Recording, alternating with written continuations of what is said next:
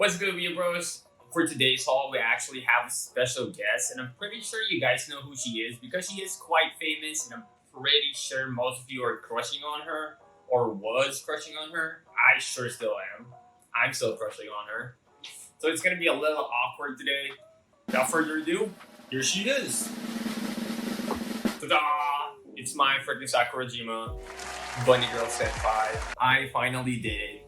My degeneracy got the better of me. I pulled the trigger, and I bought a freaking Dakimakura. I don't know what to say about myself. I don't know what to say. Except that I love it, and I don't regret anything, because it's one of the best purchases I've ever made in my life. But actually, they kind of said me the wrong thing. I mean, not that it's a bad thing, it's actually a really good thing. It's that supposedly I only ordered one side, which is this one, the uniform side. I didn't order the two-sided Dr. Magura, but they sent me this one, and I didn't have to pay extra or anything. I'm just grateful and thankful.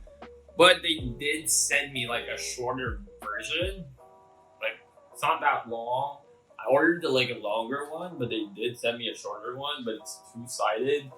So it's like a good thing and a bad thing. Perfectly balanced. But overall, I'm pretty happy with it. Like, I'm really happy. I think the two-sided one would have been the better option anyway. And also this month, I did find my freaking grail. But before that, I gotta show you guys something really bad. Like, one of the worst things that I've ever purchased in my life. Freaking Mikey Nendoroid. This Nendoroid has so many problems. I don't even want to touch him because he's gonna break and fall off like everything. Like, what's happening right now? So to avoid more problems with the Nendoroid, I decided to put it back on my shelf, and I'm just gonna show you guys the B-roll instead, which kind of sucks, but it is what it is. So right off opening the package, I already noticed the quality wasn't there. Like, the quality for Nendoroids is usually pretty good, but on this one, it's kind of special because I don't really know what happened with it. First of all, there were already like paint chips from his hair. There were already flaws on it. Right as I opened it, and I bought this brand new because it was a pre-order. And his arm, his shirt sleeve won't even go in all the way through, which is kind of disappointing because like that's his only arm. And as you guys saw, so most Nendoroids, when you display them, stuff just doesn't fall off, right? Stuff stays on the figure. Like the hair part, especially the hair part, it just doesn't like slowly fall off. But with this Nendoroid, I don't know if it's the angle. I don't think it is. I'm pretty sure it's just messed up. But his hair, like his front hairpiece, just keeps falling off. For some reason, it takes off easily. I don't even know if it fits in good. I had to push it in really hard. And when I first got it, it was kind of like opened a little bit. Honestly, this feels like a bootleg, but it's not, since I bought this from a Good Smile officially partnered store. So I'm really sure it's not a bootleg. This figure just sucks. As I was filming the B-roll for this, like, I was putting him in different poses and stuff. Everything just kept falling off. His hair piece, his arms, his hands, even his hands would fall off. His hands would fall off. And his legs would even fall off. His shoe, I mean, the only thing that stayed on was his shoes. Because yeah, you can take off his shoes, which is really weird. Because there is another part for him sitting on the bike, another leg part. Then you just switch the shoes off. I don't know why Good Smile didn't just make another pair of shoes for him. It's really weird. Speaking of the accessories though, accessories are so fragile and they break easily. I broke the plate thing, the food on his plate, the flag on the food. I broke it. It just fell off like from here to here. It snapped off. That kind of sucks because like, I know it's kind of fragile, but I didn't expect it to be that fragile. After falling off once, it's gonna break. Same thing happened with a bike. His bike just like, it fell from my spinning thing here to the table. And guess what? One of the handles just snapped off. I had to super glue the freaking handles to the bike. I was like without even the figure lasting an hour from being open. That freaking sucks. The quality of the Mikey Nendoroid is utter garbage. I completely hate it. I'm super disappointed because I was really looking forward to this figure because of the bike. The bike looks really sick. And the faceplates do look kind of nice. And Mikey's hair does look kind of nice. It's just sad that the quality isn't there at all. Honestly, my favorite part was the Toman cloak, the Toman uniform, and the bike, but I just hope that the Draken Android doesn't have the same quality as this. I'm really disappointed because they're from like the same manufacturer as the Haikyuu Androids, Orange Company or whatever it is. But whatever it is, they were good with Haikyuu. Don't know what they did with Mikey. Moving on from Mikey and that horrible mess, I do have some posters that I would like to show you guys that I did buy this month as well. This one is super great. It's actually one of the 5 that I bought. 4 of those are being framed right now. This one got left off because I only really needed 4. I'm really sorry, Kirisu. I do love you, but maybe next time. And here are some other posters that I got.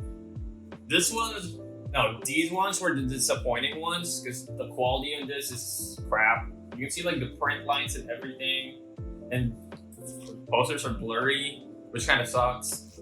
But I do have 4 of these frame ones, which is amazing. They turned out really great. I love the sleek black warrior frame. They look really nice. Got Sejigahara right here. Mob Psycho. Can't wait for the 3rd season. Got Perfect Blue right here. And Kishibe Rohan, which is one of my favorites. It's a quick funny story about this.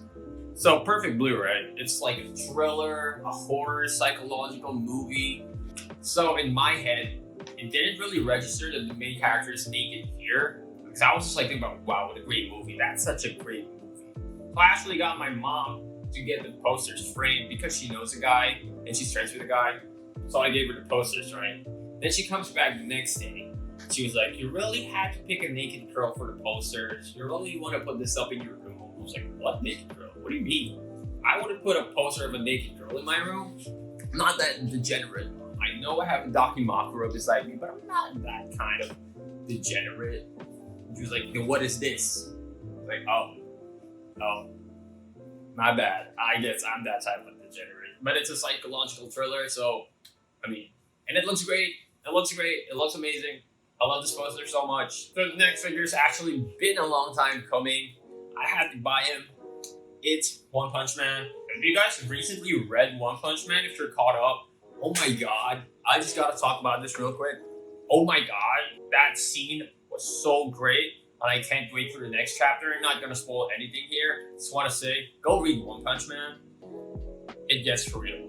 It gets really real. It's so good. But anyway, like the latest chapter, this figure's also really great.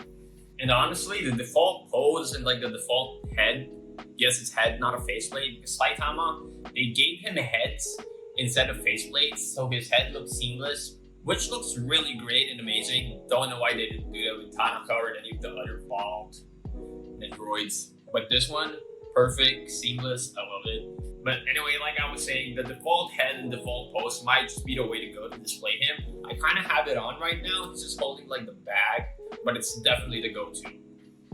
Just because like this is exactly what Saitama looks like, and it looks really great in the Android version. The chibi, cutesy version looks really great, and it translates super well to Saitama. I love it. I really do love this figure, but one thing that I didn't like was the cape. As I was filming B-roll and stuff, it was kind of a pain to deal with because the way the cape is hanged around him, it kind of has holes around his upper chest, and that's where you connect the cape. Then it just goes to the back and has a hole in the back for the connector thing for the stand.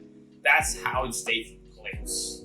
And because the connector thing isn't long enough, the cape kind of loosens it a little bit because it doesn't go all the way through. So he can just like fall off sometimes. You really have to push it in, make sure that he doesn't fall off. It came with 2 heads. First one being the default one, which I said was the go-to, and we'll definitely keep it like this. Because the other expression in the other head wasn't really great. He was kind of like this serious face that he had, but he was kind of like midway mad, not really serious. He was kind of like, I was kind of like just pissed off, which didn't really look great with the pose. Because with the pose, he was kind of like punching. He didn't really look serious enough. You know what I mean? I guess the Saitama serious face doesn't translate well to the androids. But no, it did look great in the other version that he had. That looks way better, and he looks way more pissed off, but not serious. The serious Saitama looks super badass. This Saitama just looks kind of funny.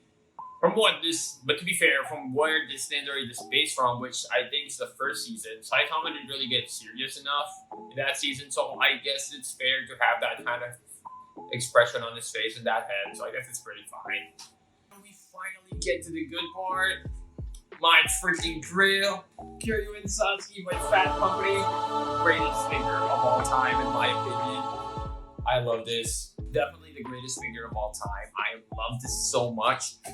I actually got this from Mandarake with Saitama, and for the price I paid, I don't hate it.